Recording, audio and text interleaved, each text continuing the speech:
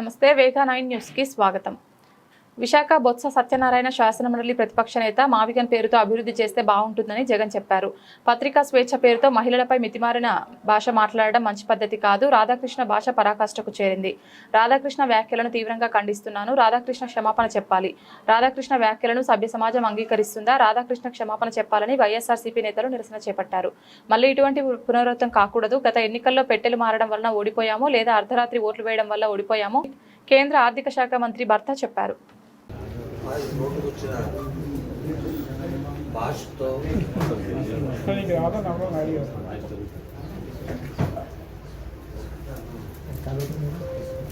జరుగుతున్న పరిణామాలన్నీ కూడా చూస్తున్నాం.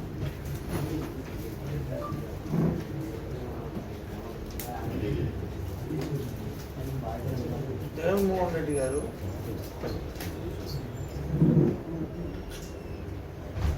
అవగాహనని మచిలీపట్నం, విజయవాడ, గుంటూరు ప్రాంతాన్ని అభివృద్ధి చేయాలని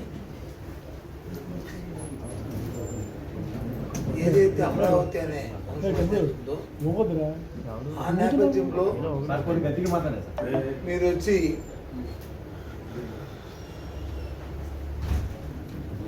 గిరిగీసుకొని పరిధి నిర్ణయించుకొని సాధ్యం కాని అంశాలను మీరు చేస్తున్నారు.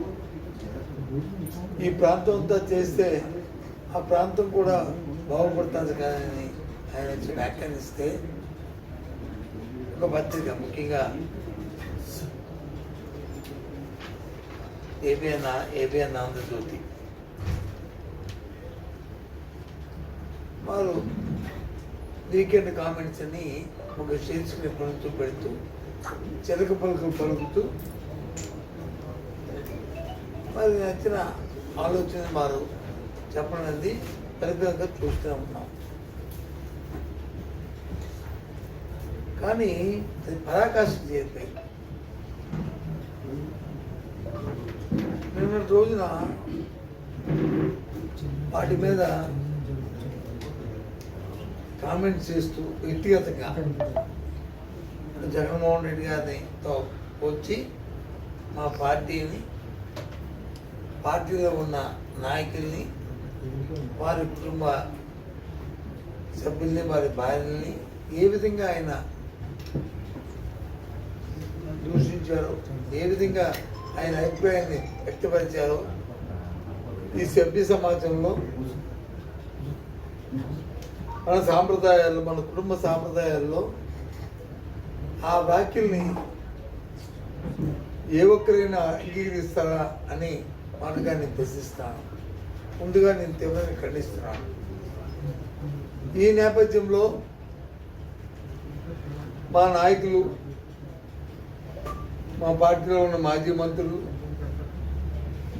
ఎన్నుకోబడిన శాసనసభ్యులు, శాసనమండలి సభ్యులు, వారితో పాటు టీఆర్ఎస్ కార్యకర్తలు ఇవాళ హైదరాబాద్లో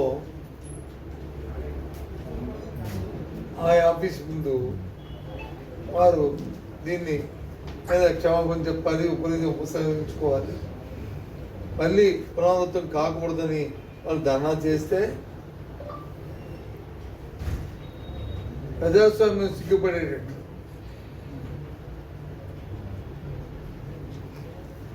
ఈ ఆంధ్ర రాష్ట్ర దురదృష్టం, రాష్ట్ర ముఖ్యమంత్రి, వారి తనయుడు, ఉప ముఖ్యమంత్రి వారి కన్నులు చూస్తే చాలా శోచనీయం.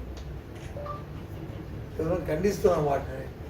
వారితో ప్రజాస్వామ్యం మీద వచ్చి యుద్ధం అంటారు. ఏం చంద్రబాబు నాయుడు గారు వారు మాట్లాడిన పలుకుల ముందు మీరు ఖండించవలసిన అవసరం, ఆవశ్యకత ప్రజాస్వామ్యం ఉందా లేదా? మీరు నిజంగా సాంప్రదాయాన్ని నేను గౌరవించిన వాళ్ళైతే నా ఇంట్లోకి వస్తూ ఒకటి, పడింట్లోకి ఒకటి, పక్కింట్లోకి వస్తూ ఒకట ఏమిటి మీ ద్వంద్వైఖరి? అన్న మాటలు అన్నిటిగా ఆపాదించుకొని లేనిపోయిన సృష్టించి మీరు మీ కుటుంబ సభ్యులు ఎంత హంగామా చేస్తారో ఈ రాష్ట్ర ప్రజలు చూశారు కదా. దాన్ని ఎవరు సమర్థించదు కదా. ఈరోజు సాక్షాత్తు దాన్ని ఖండిస్తూ మీ విధానం మీరు చెప్పండి, మీ ఆలోచన మీరు చెప్పండి. ఎన్నో ఉపమానాలు ఉన్నాయి కదా, చెప్పండి. లేకపోతే వ్యక్తిగతంగా మమ్మల్ని వచ్చి అవమానపరిచి మాట్లాడుతా అంటే మాట్లాడండి, మీకు వచ్చిన భాషలతో, మీకు వచ్చిన భాషలో పార్టీ పరంగా. కానీ ఇంట్లో మహిళలనా?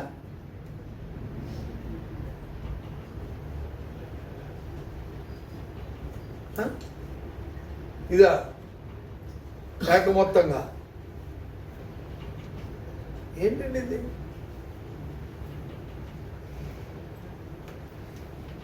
ఓ పక్క వచ్చి కూటమిలో కేంద్రంలో వచ్చి 33% రిజర్వేషన్ ఇవ్వడానికి వచ్చి ఒక పక్క వచ్చి వాళ్ళు ప్రయత్నం చేస్తుంటే, అదే కూటమి ఉన్న ఈ నాయకులు వచ్చి వాళ్ళు ఏ రకంగా కించపరుస్తున్నారో, వాళ్ళు ఏ రకంగా మాట్లాడుతున్నారో చూడండి. మా దౌర్భాగ్యం వచ్చి అదొక కూటమి.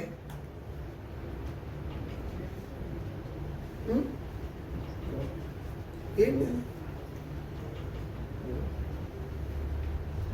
ఎన్నో సమస్యలు ఉన్నాయి రాష్ట్రంలో. మనం చెప్పాను, ఏ సమస్యకైనా ఒక పరిష్కారం ఉందా? అప్పుడు ఇవాళ ఆరోగ్యశ్రీ గురించి పేదవాడు వచ్చి ఎంత ఇబ్బంది పడుతున్నాడు రాష్ట్రంలో, దాని గురించి ఏమైనా మరి ముఖ్యమంత్రి గారు ఏదైనా ట్రీట్ ఇచ్చి ఏదైనా దాని మాట్లాడారా? ఏం చేస్తారండి? ఆరోగ్య మంత్రి గారు మీరు వెళ్ళి వాళ్ళతో చర్చించి ఆ సమస్య పరిష్కారం చేయమని చెప్పడం చూసామా టీవీలో, పేపర్లో. మళ్ళీ ఆరోగ్య మంత్రి గారు మళ్ళీ ముఖ్యమంత్రి గారు తోకలాగా ఆయన ఒక స్టేట్మెంట్ ఖండించి ఏంటి ఖండిస్తారు?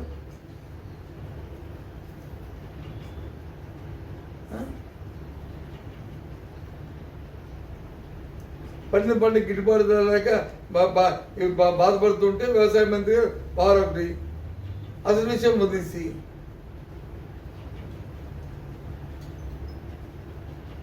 అంటే మీకు జ్ఞాపకం ఉంటుంది. నేను విద్యాశాఖ మంత్రిగా ఉన్నప్పుడు 10th క్లాస్ పరీక్షల్లో వచ్చి పరీక్షలు రాసినప్పుడు పేపరు దీంట్లో దించినప్పుడు ఒక 100 లోపాలని అందరింటి చేసి పర్యవేక్షించి పట్టుకొని వాళ్ళని అరెస్టులు చేసి వాళ్ళ మీద చర్యలు తీసుకున్న నేపథ్యం. ఇప్పుడు ఏ రకంగా ఉంది విచారణ? చెప్పండి. పేపర్లే సరిగ్గా ఇవ్వట్లేదు. గత సంవత్సరం దుద్దిన వాళ్ళు ఎంత ఇబ్బంది పడ్డారో మనం చూస్తాం. ఏ రకమైన ఇబ్బంది వచ్చాయో చూసాం. ఏ రకంగా ప్రైవేట్ విద్యా సంస్థల్లో ఏ రకంగా విద్యార్థుల యొక్క ఎన్రోల్మెంట్ శాతం పెరుగుతుందో చూస్తున్నాం. సిబిఎస్ సిలబస్ వచ్చి ప్రభుత్వ కళాశాల ఎందుకంటే లేదు. అదే ఇన్స్టిట్యూట్లో అదే నిమిషంలో పవన్ కళ్యాణ్ భార్యల కోసం కూడా మాట్లాడారు కదా, అప్పుడు మహిళలు అప్పుడు నీకు అంటు తింటావా? ఎవరు ఏం మాట్లాడు? ఏం మాట చెప్పండి. ఇప్పుడు డిస్కషన్ ఈ ఛానల్లో ఆ డిస్కషన్ మంచిది కాదు కానీ, ఇప్పుడు ఆ చర్చ మంచిది కాదు, తర్వాత మాడదాం. కానీ ఎక్కడ తప్పు ఉందో చెప్పండి. తప్పు నెలలు అంటారు. స్కూల్ ఫంక్షన్ లో స్వయంగా అప్పటి ముఖ్యమంత్రి చంద్రబాబు సార్ పవన్ కళ్యాణ్ ఇప్పుడు ఈ మధ్యలో కదా పవన్ కళ్యాణ్ తల్లి గురించి కూడా గతంలో అనేక రకాల టైంలో సార్ నేను దానికి వెళ్ళాలని చెప్పాను. పవన్ కళ్యాణ్ గారి గురించి వాళ్ళు కుటుంబ సభ్యులు మాట్లాడారని, ఆయన ధర్నా చేశాడని, లేదు హిందూ పేపర్ ముందుకు వెళ్ళి అక్కడ ధర్నా చేశారని నేను వాటికి వెళ్ళను. మీరు వెళ్ళలేదు, గతంలో వాళ్ళు వెళ్ళలేదు. అలాంటి పత్రికలు ఎప్పుడు ఖండిస్తూనే ఉంటాం. నేను దాని గురించి మాట్లాడు. అది కంపారిజన్ అయితే అది బాగా చేసుకోవాలి. ఆ వ్యక్తులు మాట్లాడడం తప్పు కదా. అందుకే మొన్న ఒక పబ్లిక్ చెప్పాను, పొగడం వచ్చి ఎవరైనా పొగుడు పర్వాలేదు, నీ ఇష్టం వచ్చినట్టు పొగుడు పర్వాలేదు, ఇంద్రుడు చంద్రుడు ఏమైనా పొగుడు పర్వాలేదు. కానీ విమర్శించే ముందు మాత్రం ఆలోచించుకుని విమర్శించాలి. ఆలోచించుకోకపోతే అది వడ్డీతో కలిసి మళ్ళీ మనకే వస్తుంది. ఆ రోజు మాట్లాడిన ఇప్పుడు మీ సూకాలు మీరు చెప్తున్నారు కదా, అది ఏ పార్టీ అయినా మరి వస్తున్నాయి కదా డిస్కషన్లోకి. అంటే ఇప్పుడు అప్పుడు మీకు వస్తున్నాయని మీకు అనిపిస్తుందా సార్? ఇది అంటే వడ్డీకి సహా వచ్చింది అనుకుంటున్నారా? ఇది అప్పుడు మాకే రాలేదు. మీరు అన్నారు ఇప్పుడు పవన్ కళ్యాణ్ గురించి ఈయన ఎంత కదా అయితే అవి అందుకే ఆ రోజు మాట్లాడకూడదు అని చెప్పాను. అంటే కాదు సార్. నేను నా గురించి అన్నా ఏం మాట్లాడుతాండి వద్దండి మాట్లాడుతానని చెప్పింది. వైసీపీ వాళ్ళు అప్పుడు మాట్లాడిన ఎవరు మాట్లాడి చెప్తారా? వైసీపీయా, టీడీపీయా, లేకపోతే ఇది ఈ జనసేన, లేకపోతే బీజేపీయా, ఎవరు మాట్లాడినా అంటే మీరు ఒక మాట అన్నారు, ఎవరైనా తప్పు మాట్లాడితే వడ్డీతో సహా వస్తుంది వస్తుంది. వచ్చేస్తుంది. అంటే అంటే ఇప్పుడు ఇది అప్పుడు చెప్పాను కాబట్టి ఇవాళ వచ్చి మీ వాళ్ళు రాశాడా, మీ వాడు రాశాడా చెప్పు అనుమానం అనుమానం నా తప్పు కాదు అనుమానం రేపు ఉదయం మళ్ళీ.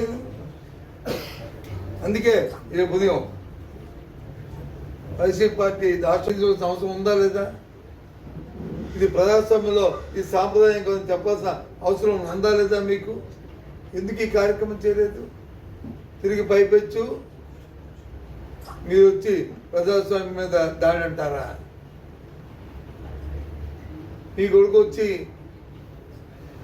మా ఇంటికి ఎంత దూరం, మీ ఇంటికి ఎంత దూరం అని చెప్పి అని బెదిరిస్తారా? ఏంటిది? మీ ఉప ముఖ్యమంత్రి వచ్చి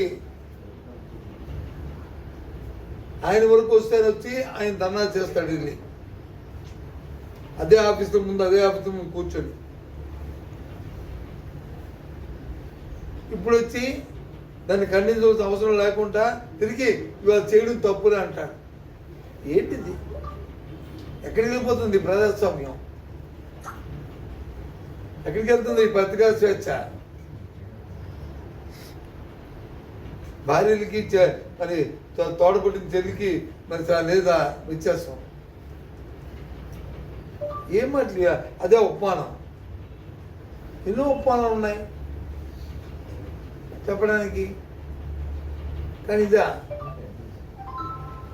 న్యాయమా? తిరిగి బయట ఒక విమర్శ ఒక కామెంట్ చేస్తే ఒక విధానపరమైన ఆలోచన ఉండాలి. ఆ విధంగా చేయండి. మా పార్టీ విధానం అది, మా పార్టీ ఆలోచన అది. ఈ రాష్ట్రంలో తాలూకా 5 కోట్ల మంది ప్రజలకి 40% ఓటు శాతం ఉన్న మా పార్టీ తాలూకా నిర్ణయం అది.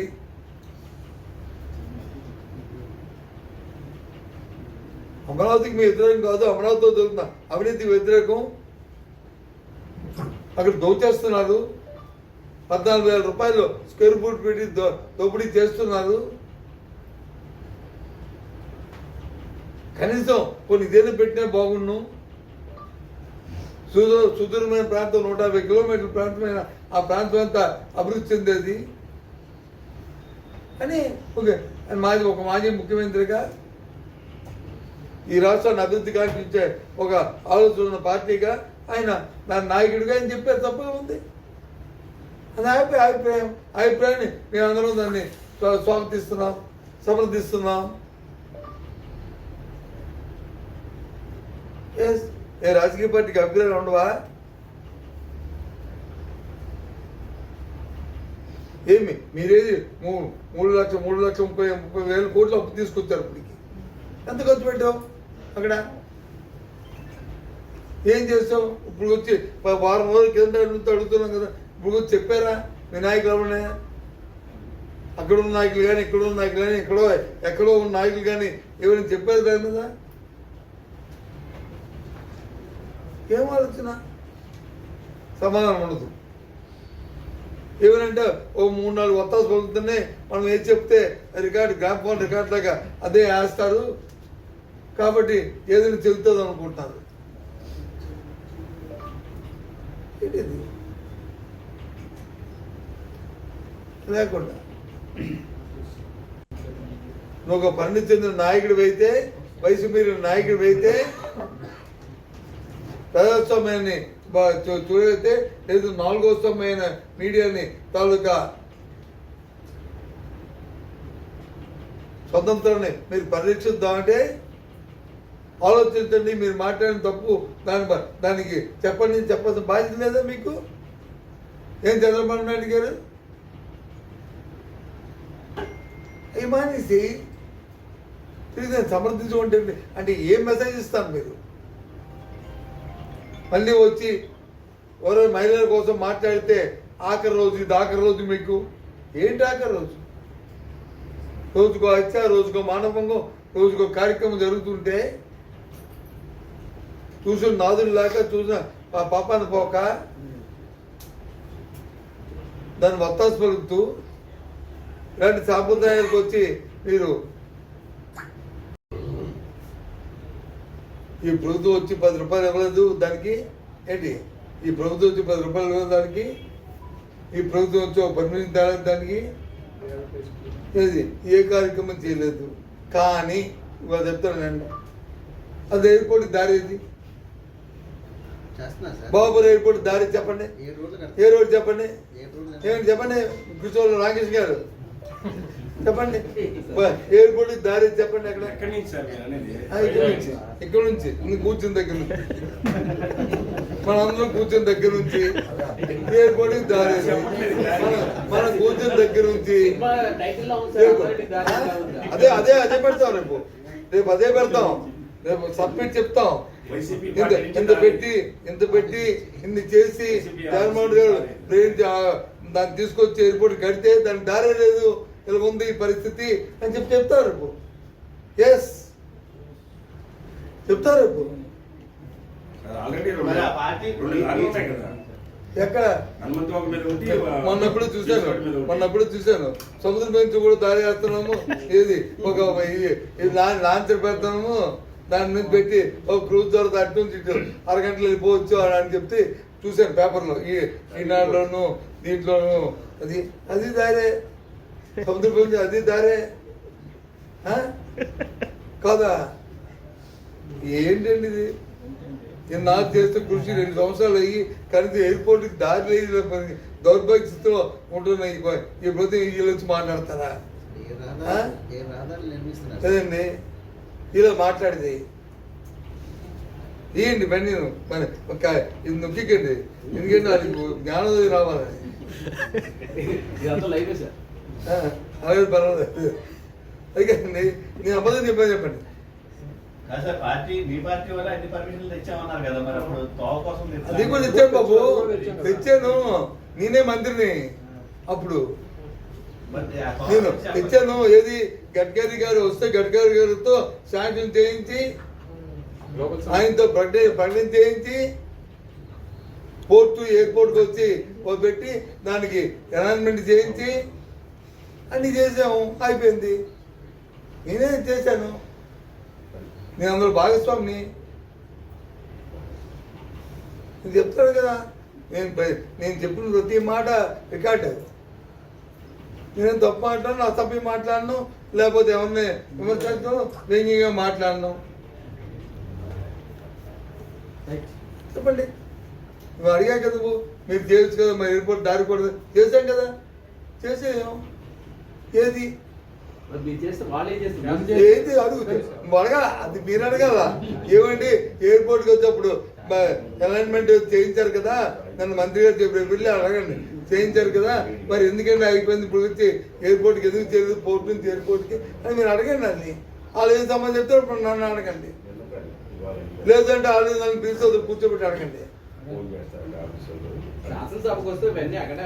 అదే శాసనమండలి వచ్చి అడగొచ్చు కదా, తప్పే ఉంది. శాసనమండలి అడగచ్చు కదా, నేను అక్కడ ఉంటాను కదా, ఇది తప్పే ఉంది. ఆ మంత్రికి హక్కు ఉంది కదా, వచ్చే హక్కు లేకపోతే లేదు కదా, మంత్రికి వచ్చే అవకాశం ఉంది కదా. నేనంటే శాసనసభకి వెళ్ళాను కానీ మంత్రులు రావచ్చు కదా. ఏంటిది? ఇది తప్పు అనిపించలేదు, సిగ్గు అనిపించలేదు మనకి. అసలు మాట్లాడడానికే బాగలేదు కదా ఆ భాషని. మీ పార్టీ అభిప్రాయం మీది, మా పార్టీ అభిప్రాయం మాది. ఎస్, మళ్ళీ చెప్తున్నాం.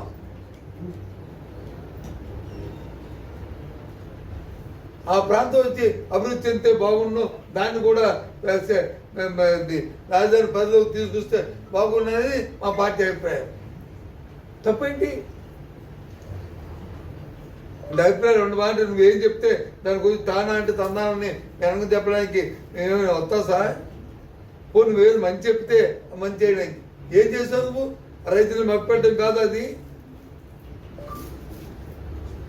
అమాయకుల తాలూకా ఆశలతో ఆటాడుకుంటూ మీ అవినీతి పరిపాలన కోసం ఇవాళ ఆ కార్యక్రమం చేయట్లేదా? ఏంటిది? ఏమవుతుందో అర్థం అవట్లే, ఏం చేస్తున్నారో అర్థం అవట్లేదు. ఏదో ఒక డైవర్షన్. ఇప్పుడు వచ్చి మేము చెప్పాం, విశాఖపట్నంలో వచ్చి గీతంలో సొంతంగా నీ కుటుంబ సభ్యులే సుమారు 5,000 కోట్ల భూములు వచ్చి వాళ్ళు దోపిడీ చేస్తున్నారు, కట్టాలు అవుతున్నాయి. దాని మీద ఏమైనా తెలియదు కానీ దాని మీద ఆలోచన ఉందా? ఎందుకు దాని మీద మాట్లాడట్లేదు? ఎందుకు ఆలోచన చేయట్లేదు? మీరు పైపెచ్చు ఏంటిది? ఎవరో మీ తాలూకా తాటాకు చెప్పులు కుందేలు బెదరొచ్చాడు కానీ ఇవాళ ఈ పార్టీ బెదరదు. చూశారు ఇవాళ ఇప్పుడు టీవీలో చూస్తుంటే అల్లరి మొక్కలు, రౌడీ గ్యాంగు, వాళ్ళ మంత్రులకు వచ్చి మీరు పెట్టే పేర్లు అవా? శాసనసభ్యులకు వచ్చి మీరు పెట్టే పేర్లు అవా? ఎమ్మెల్సీలకు వచ్చి శాసనమండలి సభ్యులకు వచ్చి మీరు పెట్టే పేర్లు అవా? వాడు తలగా అదే మాట్లాడతారు. ఇక మీకు అదే కనిపిస్తుంది.